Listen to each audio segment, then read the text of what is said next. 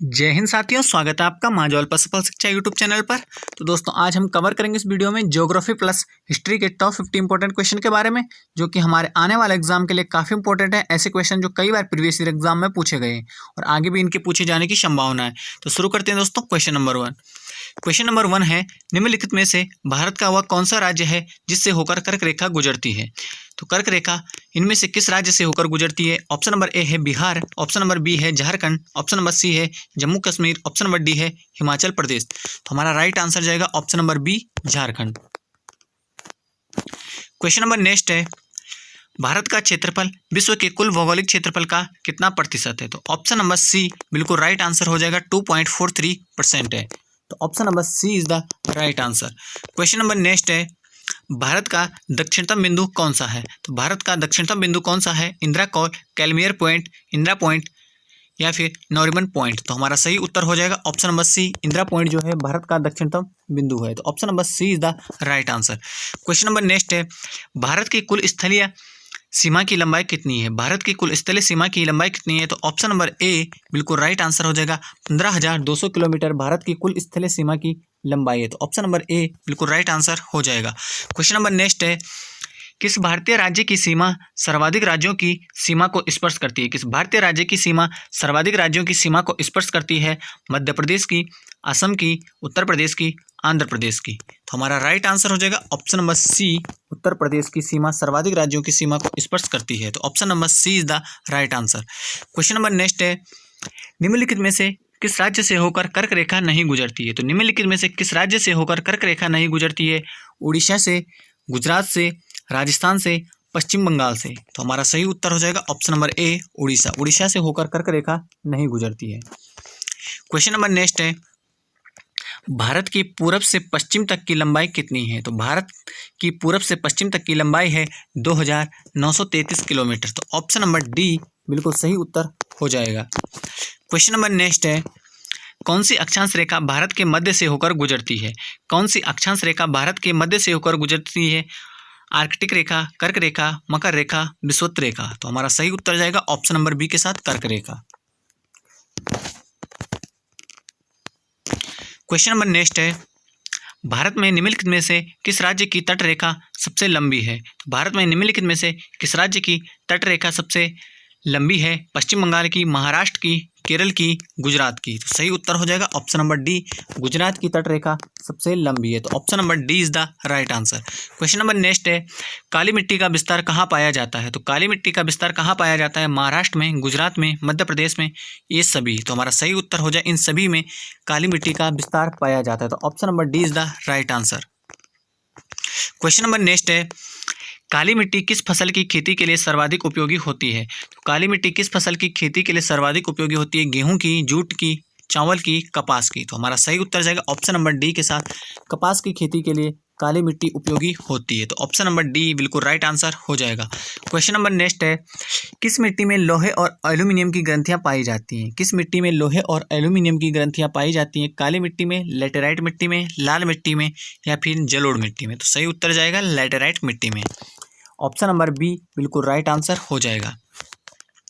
Question number next है, हीराकुंड परियोजना किस राज्य में स्थित है। हीराकुंड परियोजना किस राज्य में स्थित है। ऑप्शन नंबर सी बिल्कुल सही उत्तर हो जाएगा। हीराकुंड परियोजना जो है उड़ीसा राज्य में स्थित है और महानदी पर बनी है।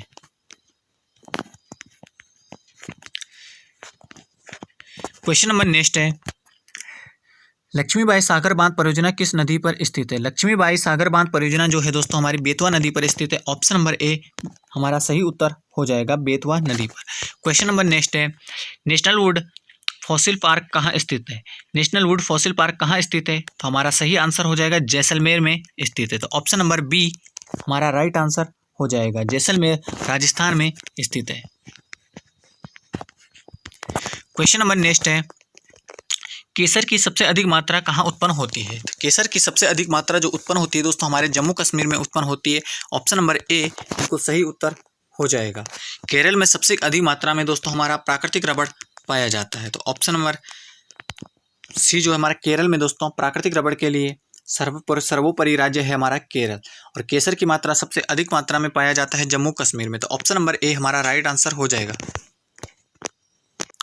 क्वेश्चन नंबर नेक्स्ट है दोस्तों, मक्के की खेती की जा सकती है। तो मक्के की खेती की जा सकती है खरीफ के मौसम में, जायद के मौसम में, वर्ष भर या फिर रबी के मौसम में। तो हमारा सही उत्तर जाएगा ऑप्शन नंबर ए, खरीफ के मौसम में जो है मक्के की खेती की जा सकती है। ऑप्शन नंबर ए राइट आंसर हो जाएगा। क्वेश्चन नंबर नेक्स्ट है, किस बंदरगाह को भारत का प्रवेश द्वार कहा जाता है। तो किस बंदरगाह को भारत का प्रवेश द्वार कहा जाता है, मुंबई को कहा जाता है। ऑप्शन नंबर बी बिल्कुल सही उत्तर हो जाएगा। क्वेश्चन नंबर नेक्स्ट है, टिहरी बांध किस राज्य में स्थित है। टिहरी बांध किस राज्य में स्थित है, मध्य प्रदेश में, छत्तीसगढ़ में, उत्तराखंड में या फिर इनमें से कोई नहीं। तो हमारा सही उत्तर जाएगा ऑप्शन नंबर सी के साथ, टिहरी बांध जो है उत्तराखंड के टिहरी जिले में स्थित है, जिसकी ऊंचाई है 855 फीट। 855 फीट ऊंचाई है और भागीरथी नदी पर बना है।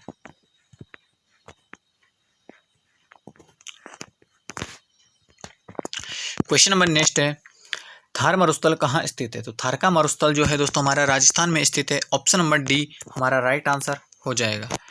क्वेश्चन नंबर नेक्स्ट है, उगते सूर्य का देश निम्न में से किसे कहा जाता है। तो उगते सूर्य का देश कहा जाता है दोस्तों हमारे जापान को।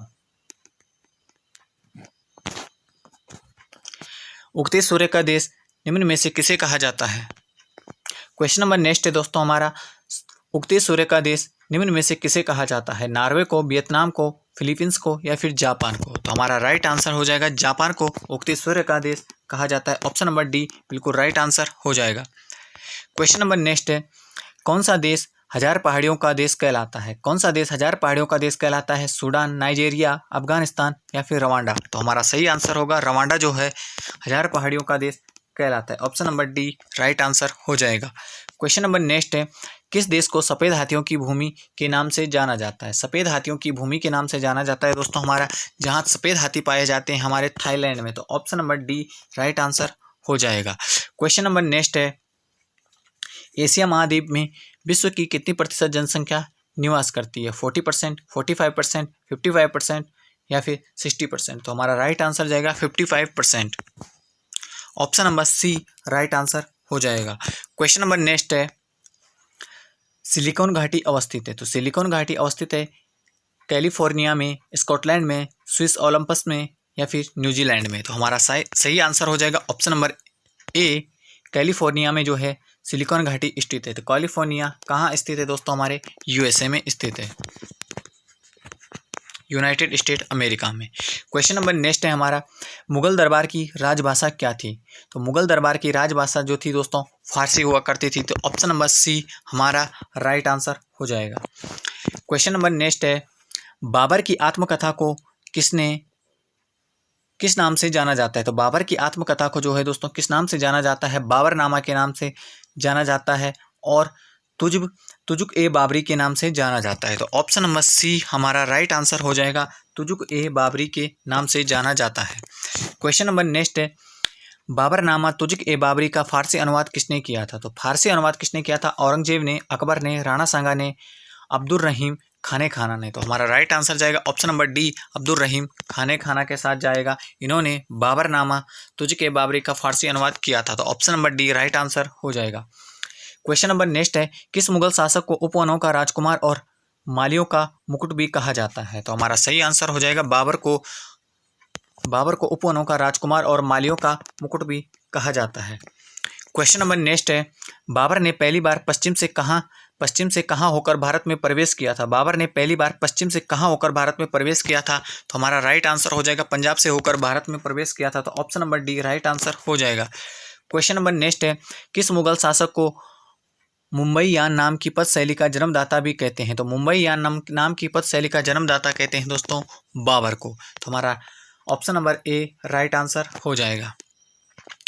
क्वेश्चन नंबर नेक्स्ट है, मध्यकालीन भारत के मुगल शासक मुख्य थे। तो मध्यकालीन भारत के मुगल शासक थे ईरानी, चगताई तुर्क, मंगोल या फिर इनमें से कोई नहीं। तो हमारा सही आंसर जाएगा ऑप्शन नंबर बी के साथ, चगताई तुर्क थे। क्वेश्चन नंबर नेक्स्ट है, 1526 में बाबर ने किस वंश के शासक को परास्त कर मुगल साम्राज्य की नींव रखी थी। तो ऑप्शन नंबर ए है तुगलक वंश, ऑप्शन नंबर बी है लोधी वंश, ऑप्शन नंबर सी मराठा वंश, ऑप्शन नंबर डी है सैयद वंश। तो हमारा राइट आंसर जाएगा ऑप्शन नंबर बी के साथ, 1526 में बाबर ने इब्राहिम लोधी को हराया था। तो 1526 ईस्वी के इसी युद्ध को दोस्तों पानीपत का प्रथम युद्ध कहा जाता है, जिसमें बाबर ने इब्राहिम लोदी को हराया था। क्वेश्चन नंबर नेक्स्ट है, मध्यकालीन इतिहास का पहला युद्ध जो जल व थल दोनों में लड़ा गया।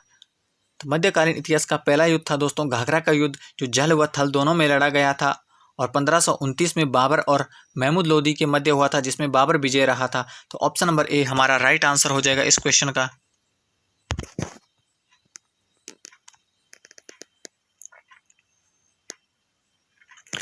क्वेश्चन नंबर नेक्स्ट है दोस्तों हमारा पानीपत का पहला युद्ध। पानीपत का पहला युद्ध जो है दोस्तों हमारा 1526 में हुआ था, बाबर और इब्राहिम लोदी के मध्य। पानीपत का दूसरा युद्ध जो है दोस्तों 1556 में हुआ था, अकबर और हेमू के मध्य। और पानीपत का जो तीसरा युद्ध है दोस्तों 1761 में हुआ था। पानीपत का तीसरा युद्ध जो है दोस्तों हमारा ये हुआ था मराठा एवं अहमद अब्दाली के मध्य, जिसमें अहमद अब्दाली विजय रहा था। तो ये थे दोस्तों हमारे तीनों युद्ध कवर हो गए हैं, जो कि हमारे आने वाले एग्जाम के लिए काफ़ी इंपॉर्टेंट है। ये क्वेश्चन काफ़ी बार एग्जामों में पूछे गए हैं। क्वेश्चन नंबर नेक्स्ट है, हल्दी घाटी की लड़ाई किनके बीच लड़ी गई थी। तो हल्दी घाटी की जो लड़ाई है दोस्तों ये हुई थी हमारी 18 जून 1576 ईस्वी में हुई थी। हल्दी घाटी का जो युद्ध है दोस्तों 1576 ईस्वी में लड़ा गया था। अकबर और राणा प्रताप सिंह जी के बीच ये युद्ध लड़ा गया था, जिसमें अकबर विजय रहा था। तो ऑप्शन नंबर ए हमारा राइट आंसर हो जाएगा। इस युद्ध में पूछा जाता है दोस्तों हल्दी घाटी की लड़ाई में कौन विजयी रहा था, तो हमारा राइट आंसर हो जाएगा इस युद्ध में अकबर विजयी रहा था, जो कि 1576 ईस्वी में हुआ था। बाबर और इब्राहिम लोदी के मध्य जो युद्ध लड़ा गया था दोस्तों ये था पानीपत का प्रथम युद्ध। पानीपत का प्रथम युद्ध जो है दोस्तों बाबर और इब्राहिम लोदी के मध्य लड़ा गया था। क्वेश्चन नंबर नेक्स्ट है, गुरिल्ला युद्ध की शुरुआत किसने की थी। गुरिल्ला युद्ध की शुरुआत किसने की थी, शिवाजी ने, महाराणा प्रताप ने, विक्रम ने, या फिर इनमें से कोई नहीं। तो हमारा सही आंसर जाएगा ऑप्शन नंबर ए के साथ, शिवाजी ने गुरिल्ला युद्ध की शुरुआत की थी।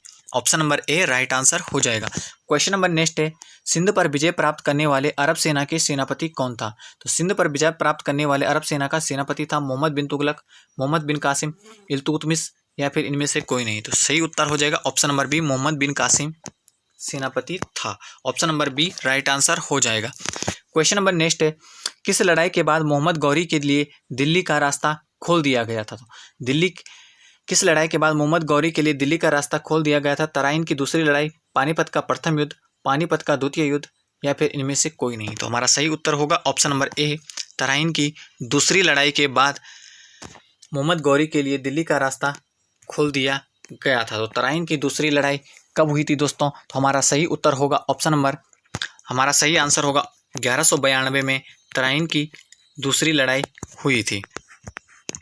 तराइन का प्रथम युद्ध कब हुआ था दोस्तों, 1191 में तराइन का प्रथम युद्ध हुआ था। तो तराइन का जो द्वितीय युद्ध हुआ था दोस्तों मोहम्मद गौरी और पृथ्वीराज चौहान के मध्य हुआ था। मोहम्मद गौरी और पृथ्वीराज चौहान के मध्य हुआ था तराइन का द्वितीय युद्ध हुआ था, जिसमें मोहम्मद गौरी विजयी रहा था और पृथ्वीराज को परास्त किया था। और प्रथम युद्ध में जो प्रथम युद्ध हुआ था दोस्तों तराइन का, उसमें पृथ्वीराज विजयी रहा था और मोहम्मद गौरी परास्त हुआ था। क्वेश्चन नंबर नेक्स्ट है, दिल्ली के सुल्तान का पद संभालने से पहले बलबन किस सुल्तान का प्रधानमंत्री था। दिल्ली के सुल्तान का पद संभालने से पहले बलबन किस सुल्तान का प्रधानमंत्री था। नसीरुद्दीन का, इल्तुतमिश का, पृथ्वीराज चौहान का, या फिर इनमें से कोई नहीं। तो हमारा सही आंसर होगा Nasiruddin, option number A. Question number next है, किस सुल्तान को इतिहासकारों ने विरोधाभासों मिश्रण कहा है। किस सुल्तान को इतिहासकारों ने विरोधाभासों मिश्रण कहा है। तो हमारा सही आंसर हो जाएगा ऑप्शन नंबर ए, मोहम्मद बिन तुगलक को दोस्तों विरोधाभासों का मिश्रण कहा है। क्वेश्चन नंबर नेक्स्ट है, मंगोलों के आक्रमण सबसे अधिक किसके शासनकाल में हुए थे। मंगोलों के आक्रमण सबसे अधिक किसके काल में हुए थे। तो हमारा राइट आंसर हो जाएगा अलाउद्दीन खिलजी के काल में हुए थे। तो ऑप्शन नंबर बी हमारा राइट आंसर हो जाएगा। क्वेश्चन नंबर नेक्स्ट है, किस शासक ने गुलरुखी उपनाम से फारसी में कविताओं की रचना की थी। किस शासक ने गुलरुखी उपनाम से फारसी में कविताओं की रचना की थी। विक्रमादित्य ने, सिकंदर लोदी ने, महाराणा प्रताप ने, इनमें से कोई नहीं। तो हमारा सही आंसर हो जाएगा सिकंदर लोदी ने। क्वेश्चन नंबर नेक्स्ट है, संत कबीर के गुरु का क्या नाम था? संत कबीर के गुरु का नाम क्या था? कृष्णदेव, आचार्य, रामदेव या फिर इनमें से कोई नहीं। तो हमारा सही आंसर हो जाएगा ऑप्शन नंबर ए, रामानंद। क्वेश्चन नंबर नेक्स्ट है, गुलाम वंश की स्थापना किसने की थी? तो गुलाम वंश की स्थापना की थी कुतुबुद्दीन ऐबक ने। तो ऑप्शन नंबर बी हमारा राइट आंसर हो जाएगा। बेलूर लोदी ने दोस्तों लोदी वंश की स्थापना की थी। तो ऑप्शन नंबर बी हमारा राइट आंसर हो जाएगा। लोदी वंश की स्थापना किसने की थी? तो हमारा राइट आंसर होगा बेलूर लोदी ने। Option number C right answer हो जाएगा, बेलूर लोदी ने। क्वेश्चन नंबर नेक्स्ट है, ढाई दिन का झोपड़ा कहाँ पर स्थित है? ढाई दिन का झोपड़ा जो है दोस्तों अजमेर में स्थित है। तो ऑप्शन नंबर बी हमारा राइट आंसर हो जाएगा। क्वेश्चन नंबर नेक्स्ट है, शिवाजी के प्रशासन में पेशवा किसे कहा जाता था? तो पेशवा जो है दोस्तों शिवाजी के शासन में प्रधानमंत्री को कहा जाता था। तो ऑप्शन नंबर ए हमारा राइट आंसर हो जाएगा। क्वेश्चन नंबर नेक्स्ट है, गोल गुम्बज का निर्माण किस शासक द्वारा किया गया था? तो गोल गुम्बज का निर्माण जो है दोस्तों मोहम्मद आदिल शाह द्वारा किया गया था। तो ऑप्शन नंबर सी के साथ जाएगा हमारा right answer. Question number next है दोस्तों हमारा, कुब्बतुल इस्लाम मस्जिद जो दिल्ली में है का निर्माण किसने किया था? कुब्बतुल इस्लाम मस्जिद का निर्माण जो है दोस्तों कुतुबुद्दीन ऐबक ने किया था। तो ऑप्शन नंबर ए हमारा राइट आंसर हो जाएगा, Qutbuddin Aibak. Question number next है, आईने अकबर पुस्तक का लेखक कौन है? तो आईने अकबर पुस्तक का लेखक कौन है? कुतुबुद्दीन ऐबक है, रामानुजाचार्य है, अब्दुल फजल है या फिर इनमें से कोई नहीं। तो हमारा राइट आंसर हो जाएगा आईने अकबर पुस्तक के जो लेखक हैं अबुल फजल हैं। तो ये थे दोस्तों हमारे आज के हिस्ट्री प्लस ज्योग्राफी के टॉप 50 इंपॉर्टेंट क्वेश्चन जो कि हमारे आने वाले एग्जाम के लिए काफ़ी इंपॉर्टेंट है। इनमें से काफ़ी क्वेश्चन ऐसे हैं दोस्तों जो कई बार एग्जामों में पूछे गए हैं और आगे भी इनके पूछे जाने की संभावना है। कमेंट करके जरूर बताएं दोस्तों 50 में से आपका स्कोर क्या रहा है। तो आई होप आपको ये वीडियो पसंद आई होगी। तो वीडियो को लाइक ज़रूर कीजिए, शेयर ज़रूर कीजिए और चैनल को सब्सक्राइब जरूर कीजिए। तो मिलते हैं अगली वीडियो में, तब तक के लिए जय हिंद, वंदे मातरम।